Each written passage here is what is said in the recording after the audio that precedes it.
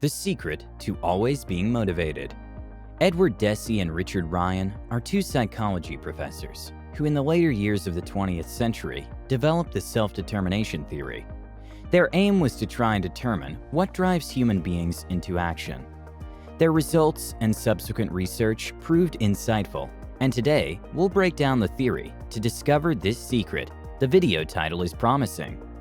Some of the things we'll look into are the psychological needs human beings require to grow, intrinsic and extrinsic motivation, and how to foster self-determined behaviors. First off, what is motivation? Motivation is one of those elusive things that most of us know is what we need to achieve our wildest dreams, though we've never really been able to grasp it.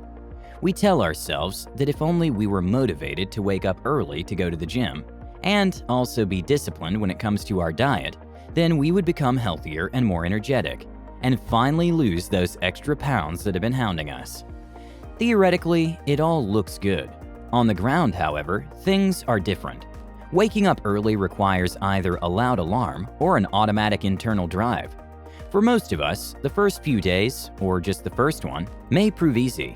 When your alarm rings, you'll get out of bed, get into your trainers, and lift some weights.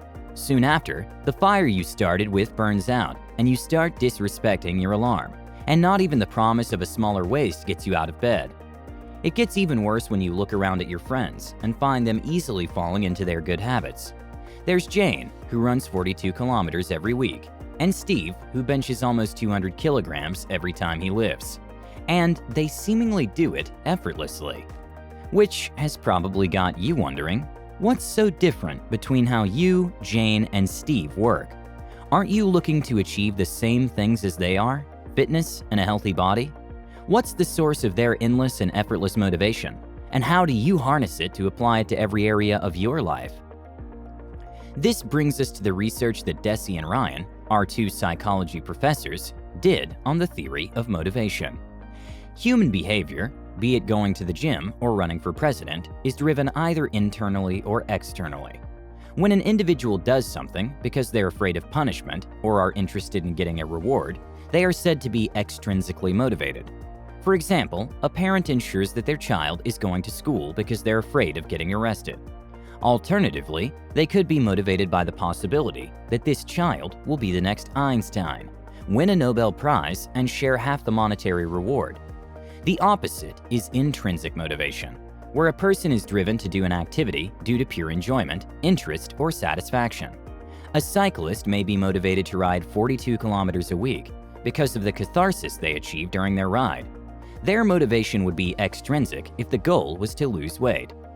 Self-determination theory works on the assumption that human beings are inherently driven towards growth, and they attempt this by applying effort and being committed to growth behaviors. Evidence for this can be seen in the billion-dollar self-help industry, and probably in the fact that you've clicked on this video to see if your growth will be found in motivation.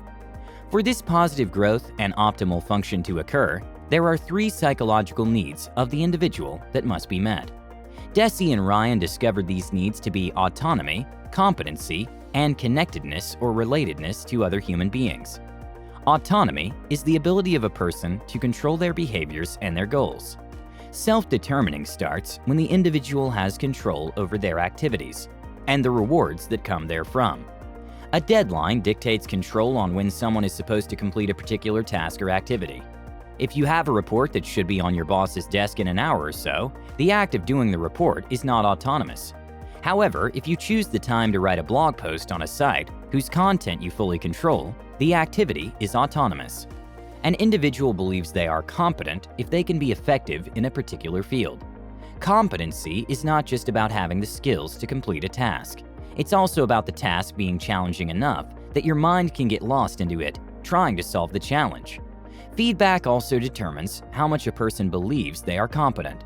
Steve, for instance, gets constant compliments about his buffed-out chest and his bench weight. Both of these serve to make him believe that he's able in the field of weightlifting. The third psychological need that is required for growth is connectedness or relatedness. An individual needs to feel connected to people and to be cared for and be cared for by others.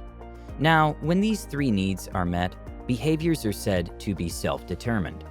This is pure intrinsic motivation, and the person is driven to act because of interest, enjoyment of the task, and inherent satisfaction.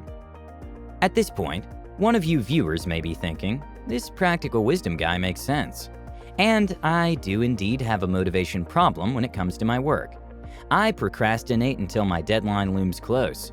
Then, when I imagine the fury on my supervisor's face if I'm late, I'm spurred into action. This is extrinsic motivation. So I feel like this theory is not for me, seeing as it focuses mostly on intrinsic motivators. One of the assumptions and findings of this theory is that there's a negative relationship between external rewards and internal motivation. When there's an increase in the punishments and rewards from a behavior, a person is less driven to perform the task voluntarily. Their performance is instead inspired by the reward rather than by an internal drive. This is because of a reduction in the level of autonomy of the individual from the activity. They do not have control over the consequence of their behavior, like a supervisor getting angry because they did not meet a deadline for making corrections on a program. In such a case, self-determination of the behavior can be fostered by strengthening the other two psychological needs, particularly competence. When you work on improving your skills, and this reflects in your work, chances are that your supervisor will notice. When they do, they may compliment you on your work, or even award you a promotion or a bonus. This makes you feel good, the fact that your skills are paying off. And the next time you sit to work, you'll be motivated to feel competent. This increases your intrinsic motivation for the work, even though the reward is external. In summary, what can you do to ensure that you get and stay motivated when developing good habits and doing your everyday activities? 1. Foster your social relationships. I was a little surprised to find that one of the basic needs one needs for growth is connectivity to other people. A strong social group gives you an avenue to brainstorm your ideas and the cheer you need after you've done well. This also works to reinforce the belief that you are competent. 2. By changing how you receive your rewards, you also redirect your mind's reward system. For example, while coming up with the topic for a video to do next week, I may decide that my motivation is to get the most views and make the most out of the ad rewards. This is an extrinsic motivator, and as our theory tells us, this hurts our motivation. Alternatively, I could choose a subject area that I enjoy and write intending to just explore something fun for me. This adjustment in the view of the reward adjusts this behavior to a more self-determined one. Your self-determination can also be built by increasing your mastery in an area that's important to your life. An improvement of your competence in a field increases your intrinsic motivation, placing you square in the path of self-determination. By taking responsibility for your actions, whether they result in positive or negative consequences, where there's a failure, accept responsibility and find a way to course correct.